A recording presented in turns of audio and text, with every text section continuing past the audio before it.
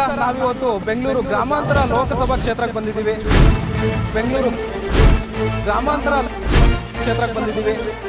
ಮೋದಿ ಸರ್ಕಾರ ಕೋಮಾದಿ ಅಲ್ಲ, ಕೋಮಾದಿ ಮಾಡೋನ ಉಗಿದು ಕ್ಯಾಕ್ ಉಗಿದು ಇಳಿಸ್ತಾವನ, ಕ್ಯಾಕ್ ಉಗಿದು ಇಳಿಸ್ತಾವನ. ರಾಹುಲ್ ಗಾಂಧಿ ಏನ್ರಿ ಅಷ್ಟೊಂದು ನ್ಯಾಲೇಜ್ ಇಲ್ಲ ಅವ್ರು. ಅದು ಗ್ಯಾರಂಟಿ ಯಾವ ಮುನ್ನ ಮುಚ್ಕೊಳ್ಳೋಕೆ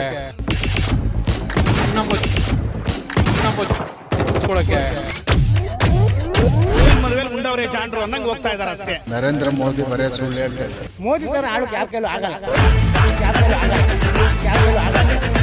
ಸೆಂಟ್ರಲ್ ಮೋದಿ ಬರಬೇಕು, ಇಲ್ಲಿ ಡಾಕ್ಟರ್ ಮಂಜುನಾಥ್ ಗೆಲ್ಬೇಕು. ಮಂಜುನಾಥರು ಬಂದ್ರೆ ಬೆಸ್ಟು. ಮಂಜುನಾಥನೇ ಬರ್ಬೇಕ್ರಿ. ಮಂಜುನಾಥ್ ಬಂದ್ರೆ ಬೆಸ್ಟು. ಸ್ವಾರ್ಥಿ ಪಕ್ಷ ನಮಗೆ ಬೇಕಾಗಿಲ್ಲ. Don't like in this one party.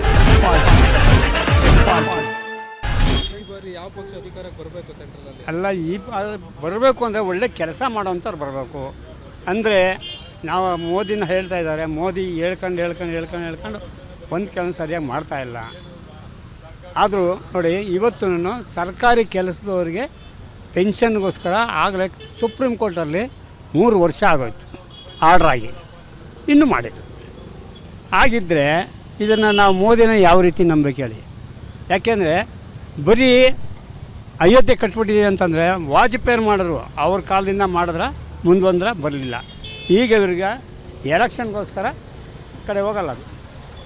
ಅದಕ್ಕೆ ಆ ಎಲೆಕ್ಷನ್ಗೋಸ್ಕರ ಈ ಥರ ಮಾಡಿ ನಾನು ಮಾಡಿದೆ ಅಂದ್ಬಿಟ್ಟು ರಾಮ ಅಂತಂದ್ರಲ್ಲ. ಪ್ರತಿಯೊಂದು ಮಾಡಿದ್ರು ಅದನ್ನು ವಾಜಪೇಯಿಯವರು, ಅದ್ವಾನಿಯವರು ಅವರೆಲ್ಲ ಸೇರಿ ಮಾಡಲಿಲ್ವ? ಸಾಬ್ರಿಗೆಲ್ಲ ಹೆದರ್ಕೊಂಡು ಮಾಡಲಿಲ್ವ? ಆಗ್ಲಿಂದ ಕಟ್ತಾ ಇದ್ದಿದ್ದು ಈಗ ಕಟ್ಟಿಸ್ಬಿಟ್ಟೆ ನಾನು ಮಾಡಿದ್ದು ಅಂತ ಹೇಳೋದಲ್ಲ. ಆದ್ದರಿಂದ ಆದಷ್ಟು ಮಾಡಿದ್ರೆ ಒಳ್ಳೆ ಕೆಲಸ ಮಾಡೋಂಥ ಆಗಲಿ. ಸುಮ್ಮನೆ ಅವ್ರನ್ನ ಮುಂದುವರೆಯೋದು ವಯಸ್ಸು ಆಯಿತು, ಅವ್ರಿಗೂ 70 ವರ್ಷ ಆದಮೇಲೆ ಅಂತ ಎಲ್ಲರನ್ನೂ ಕೊಡಿದ್ರೆ ತೆಗೆದ್ರು. ಈಗ ಅವ್ರೇನು ಮಾಡ್ತಾರೆ? ಅವ್ರು ಹಾಕ್ತಾರಾ? ಅದಕ್ಕೆ ನೆಕ್ಸ್ಟ್ ಅಧಿಕಾರ ಒಳ್ಳೆಯಂಥ ವ್ಯಕ್ತಿಗಳು ಇದ್ದಾರೆ ಅಂತಂದ್ರೆ ಬಂದರೆ ಹೊರಟ್ಲಿ. ನೋಡಿ, ಪಕ್ಷಗಳು ಈ ಪಕ್ಷ ಆ ಪಕ್ಷ ಅಂತ ಹೇಳಲ್ಲ. ಒಳ್ಳೆ ಪಕ್ಷದವರೇ ಆಗಲಿ, ಕಾಂಗ್ರೆಸ್ನವರೇ ಆಗಲಿ, ಅಥವಾ ಇವರು BJP ಅವರೇ ಆಗಲಿ, ಇದರೊಳಗೆ ಒಳ್ಳೆ ಕೆಲಸ ಮಾಡೋಂಥ ವ್ಯಕ್ತಿಗಳು ಬೇಕು. ಯೋಗಿ ಆದಿತ್ಯನಾಥ್ ಇದ್ದಾರೆ, ಆಮೇಲೆ ಅಮಿತ್ ಶಾ ಇದ್ದಾರೆ, ಅವ್ರು ಬರಬೇಕಾ? ಅಥವಾ ಕಾಂಗ್ರೆಸ್ನಲ್ಲಿ ರಾಹುಲ್ ಗಾಂಧಿ ಇದ್ದಾರೆ, ಇವರು ನಮ್ಮ ಖರ್ಗೆ ಅವರು ಇದ್ದಾರೆ.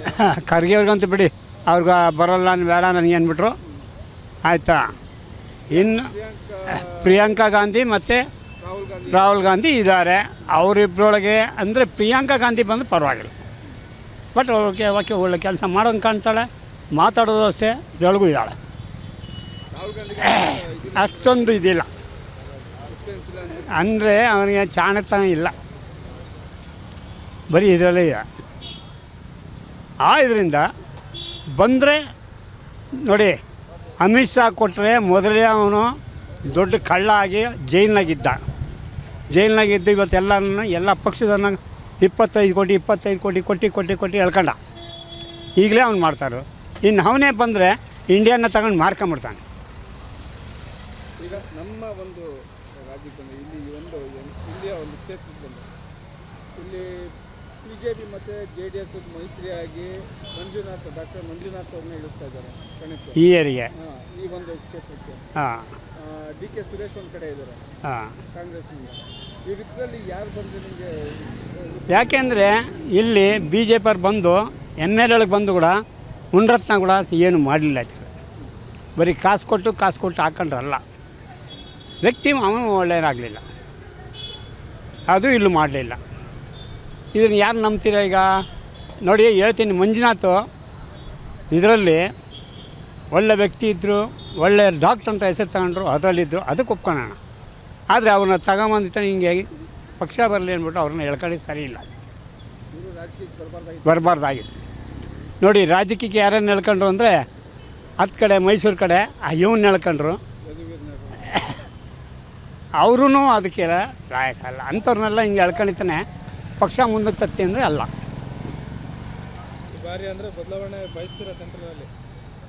ಬದಲಾವಣೆ ಆಗಬೇಕು, ಆದರೆ ಒಳ್ಳೇದು ಅಂತ ನಮ್ಮ ಭಾವನೆ. ಈಗ ನಮ್ಮ ರಾಜ್ಯದಲ್ಲಿ 5 ಗ್ಯಾರಂಟಿ ಕೊಟ್ಟರಲ್ಲ, 5 ಗ್ಯಾರಂಟಿ ಕೊಟ್ಟಿದ್ದಾರಲ್ಲ ನಮ್ಮ ರಾಜ್ಯಕ್ಕೆ ಕಾಂಗ್ರೆಸ್ ಸರ್ಕಾರ.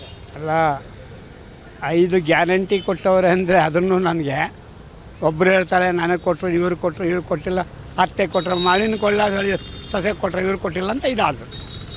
ಆ ರೀತಿ ಅಲ್ಲ. ಮತ್ತು ಇವರು ಬಸ್ಗೆ ಫ್ರೀಯಾಗಿ ಮಾಡಿದ್ದು ಸರಿ ಇಲ್ಲ. ವಯಸ್ಸಾದವ್ರಿಗೆ ಕೊಟ್ಟು ಮಾಡಿ ಮಿನಿಮಮ್ ಇಲ್ಲೇ ಅಂತ ಮಾಡಿದ್ರೆ ಸರಿ. ಅದ ಬಿಟ್ಟು ಈಗ ಕೊಟ್ಟರೆ ಅವು 6 ದಿವಸ ಆದರೂ ಹೋಗ್ತಾಳೆ, 8 ದಿವಸ ಆದರೂ ಹೋಗ್ತಾಳೆ. ಇಂಥ ಗಂಡನೂ ಗಲಾಟೆ, ಇದು ಕಡೆ ಹೆಂಡ್ತಿನೂ ಗಲಾಟೆ. ಹೀಗಾಗಿ ಸಂಸಾರನೂ ಕೆಟ್ಟಂಗಾಗುತ್ತೆ. ಅದ ಬಿಟ್ಟು ಲಿಮಿಟೆನ್ಸ್ ಕೊಟ್ಟು ಲಿಮಿಟೆನ್ಸ್ ಮಾಡಿದರೆ ಚೆನ್ನಾಗಿತ್ತು. ನಮಗೆ ಸಿದ್ದರಾಮಯ್ಯನೂ ಮಾಡಿ ಸರಿಗಿಲ್ಲ ಅಂತ ಹೇಳ್ತಾರೆ. ಬದಲಾವಣೆ ಆಗಬೇಕಿದ್ವಿ ಹಾಗಾದರೆ ಇಲ್ಲೂ ಬದಲಾವಣೆ ಮಾಡ್ರೆ ಸರಿ ಅನಿಸ್ಬಿಡ್ತಾರೆ. ಯಾಕೆಂದರೆ DK ಶಿವಕುಮಾರ್ ಹೇಳ್ತಾರೆ ಇವರೆಲ್ಲ ಹಿಂಗೆ ಮಾಡಿರೋದಕ್ಕೆ ನಾನು ಕ್ಯಾನ್ಸಲ್ ಮಾಡ್ತೀನಿ ಅಂತ. ಪರವಾಗಿಲ್ಲ, ಬೇಕಾದರೆ ಈ ಫ್ರೀ ಮಾಡೋ ಇದ್ದಾರಲ್ಲ ಆ ಹೆಂಗಸನ್ನೆಲ್ಲ ಅದನ್ನು ಇದು ಮಾಡಲಿ, ಮತ್ತು ವಯಸ್ಸಾದವರು ಕೊಳ್ಳಿ ನಡೀತದೆ. ಈಗ ಈ 5 ಗ್ಯಾರಂಟಿಯಿಂದ ಈಗ ಲೋಕಸಭಾ ಎಲೆಕ್ಷನ್ಗೆ ಏನಾದ್ರು ಎಫೆಕ್ಟ್ ಆಗುತ್ತೆ, ಕಾಂಗ್ರೆಸ್ಗೆ ಪ್ಲಸ್ ಆಗುತ್ತಾ ಅಂತ? ನಮ್ಮ ಭಾವನೆಯಲ್ಲಿ ಎಷ್ಟು ಸ್ಟೇಟಾಗಿ ನೋಡ್ತೀವಲ್ಲ ಆ ಸ್ಟೇಟ್ನಲ್ಲಿ ನೋಡಬೇಕು. ಅದನ್ನು ನೋಡ್ತಾಯಿದ್ವಿ.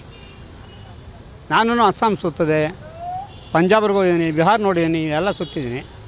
ಬಟ್ ಅಲ್ಲೂ ಒಂದು ಅಷ್ಟಾಗಿ ಇದ್ರಾಗ ಹೇಳ್ತಾಯಿಲ್ಲ ನೋಡಿ. ಇವತ್ತಾಗಲೇ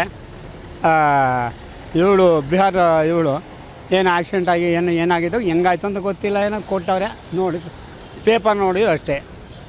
ಮೋದಿಗೆ ಗೊತ್ತಿಲ್ಲ ಅಂತಾನೆ. ಬದಲಾವಣೆ ಆಗಬೇಕು ಅಂತಿರೋದು. ಬದಲಾವಣೆ ಆದರೆ ಉತ್ತಮನೇ. ಸ್ವಾದಿಷ್ಟತೆಯ ಸ್ವಾದ, ತಾಜಾತನದ ಆಹ್ಲಾದ, ಉತ್ತಮ ಆರೋಗ್ಯ ಮತ್ತು ಹೆಚ್ಚಿನ ರೋಗ ನಿರೋಧಕ ಶಕ್ತಿಯ ವೃದ್ಧಿಗೆ ಈಗ ನಿಮಗೆ ಸಿಗುತ್ತಿದೆ ಉತ್ತಮ ಗುಣಮಟ್ಟದ ಪೌಷ್ಟಿಕಾಂಶ.